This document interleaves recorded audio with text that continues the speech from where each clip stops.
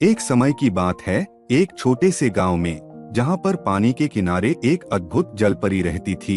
इस जलपरी की खूबसूरती और उसकी रहस्यमय शक्तियों की कहानियां गांव के लोगों के कानों में गूंजती रहती थीं।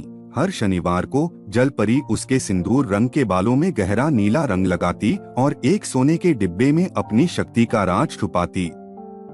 गांव के लोगों की अपेक्षा जलपरी से न केवल उनकी समृद्धि बढ़ाने में थी, बल्कि उन्हें उसकी कथाएं सुनने का भी बहुत शौक था।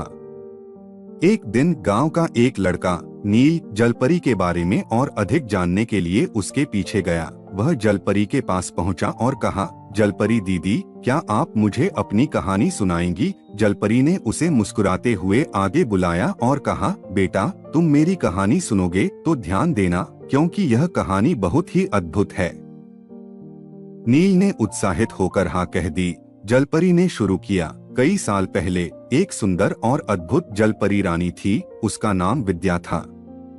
विद्या जलपरी ने हमेशा मनुष्यों की मदद की, परंतु एक दिन उसे एक शैतानी राक्षस ने बंधक बना लिया। राक्षस ने विद्या को अपने राज्य में बंधक बनाकर उसे अपने वश में कर लिया। विद्या ने अपनी सारी शक्ति का प्रयोग किया, परंतु उसे राक्षस का सामना करना पड़ा।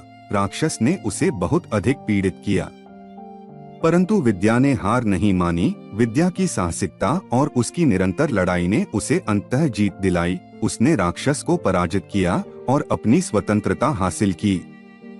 इसके बाद विद्या जलपरी ने फिर से अपने राज्य को सुंदर और समृद्ध बनाया। बेटा, यह थी मेरी कहानी, क्या तुम्हें पसंद आई? नील की आंखों में आंसू थे। वह बोला, दीदी, यह कहानी बहुत ही अद्भुत और प्रेरणादायक है। आपने मुझे एक नई दिशा की ओर ले जाने का अवसर दिया है। जलपरी ने मुस्कुराते हुए कहा, यही मेरा उद्देश्य था। बेटा, अब तुम्हें अपनी राह चलीने की जरूरत है, लेकिन हमेशा याद रखना, सही और गलत के बीच का फर्क समझना बहुत जरूरी है। नील ने जलपरी को धन्यवाद कहा और गांव की ओर लौट गया। गांव पहुंचकर नील ने जलपरी की कहानी सभी के साथ साझा की और उन्हें भी उत्साहित किया कि सच्चाई और साहस हमेशा सफलता की राह होते हैं। नील ने सभी को बताया कि हर कोई अपने सपनों की ओर बढ़ सकता है, बस उसे सही दिशा में जाने की जरूरत होती है। इस प्रकार जलपरी की कहानी ने नील के जीवन में नई ऊर्जा और उत्साह भर दिया और वह अब अपने सपनों की ओर बढ़ रहा था।